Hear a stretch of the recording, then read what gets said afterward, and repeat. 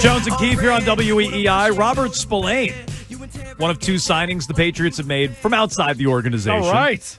Signs of life. Harold Landry last night, 3 years, $43 million. Robert Spillane, linebacker for the Raiders most recently, but he started his career with Mike Vrabel in Tennessee, 3 years, $37 million. So they've spent a combined $80 million, not even getting into guarantees, just $80 million total so far on an edge player in Landry and an off-the-ball backer in Robert Spillane, who, as you said, Keefe, had 140-something tackles and 150-something tackles the last couple of years. Yeah, he got, it's kind of funny. One of these guys, maybe like Vrabel, where early in his career was a little bit of a grinder and then found kind of the right spot and went from a guy that barely played, maybe some special team stuff, I would assume, into becoming a leading tackler for the team in the last couple of years. So Vrabel obviously still must like him from his time there that they had back in 2018, but it's not a position of need that gets brought up a lot, but I think it is one. They get carved up on the run last year. And I know Juwan Bentley was hurt, so he was not a part of most of it. But Jelani Tavai became sort of public enemy number one by the end of the year because he was calling out fans and telling them not to boo and everything else and know their role. Mm-hmm. So if you're looking for some replacements there, and if you're looking to get into a more physical, hard-hitting defense, all right. This could help. Well, if you take away the big runs, Keefe, they weren't that bad. Yeah, so you take away all the 50-yard runs, they actually were average. But what I find interesting about this, they supposedly really wanted Sherwood, the linebacker from the Jets, right? That was a player that they quote-unquote coveted, according to the Herald, when they had their roundup a couple of weeks ago from Callahan and Kide coming out of the Combine. So he feels like a pivot off of that. But, okay, they're adding to their front seven. That is a need. It's not shiny and sexy, but no. Those aren't, offense. Those aren't needs for this team, and that doesn't make them bad signings, right? Spillane and Landry could be good signings, but they are not headliners, is how I would put that. But maybe they help the defense and they help the middle of the roster. I'm not going to deny that. No, but hopefully this is and I'm not saying that it will be, but hopefully this is like Chapman and Bueller before you get Crochet and Bregman. Good point. Because if you just take the order out, if it is, we'll give them credit. Yeah, but right now I don't feel great about that. I'm just saying there's a chance. Mike Silver, the Athletic, is linking both the Patriots and the Jets to Carlton Davis, the cornerback, who's a top 20 free agent on Florio's list. So that's a little more information there. Meantime, let's knock out some phone calls. Tom Curran just wrote his latest for NBC Sports Boston.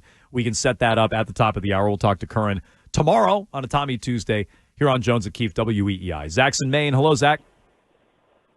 Hey, guys. How you doing? Great. I know you guys were saying before the break that, they haven't done nothing, but I mean, seeing DK go for a second, and I know he didn't want to play here, but where you've got so much money at the cap, why not give the Seahawks a second and then just overpay the guy? I mean, I get that, again, he doesn't want to play here, but I mean, if you throw an extra $20 million at him. I don't believe he didn't want to play here. And so I don't believe Godwin didn't want to play here either. Godwin got supposedly $20 million more from another team, is what Rap Sheet said. He left $20 million on the table. I don't think Godwin wanted to leave Tampa.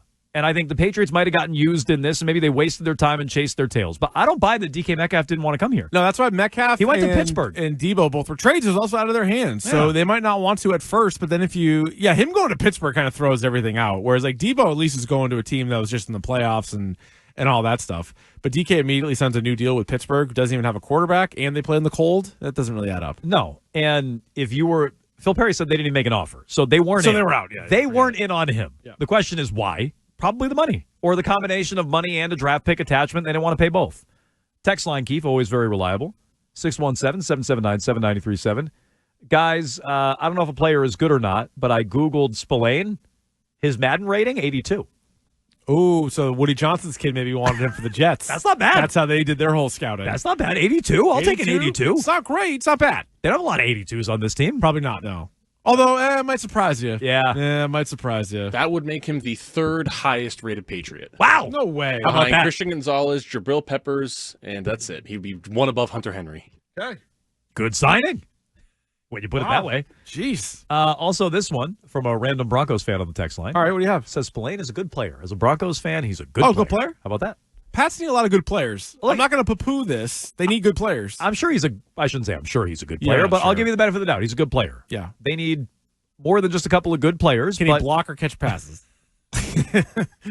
No one knows. How many touchdowns is he can fall on top of a pile like you read about. Good. They need that. That guy can fall on top of a pile for 150 tackles. Man. Catch passes and block? No. No.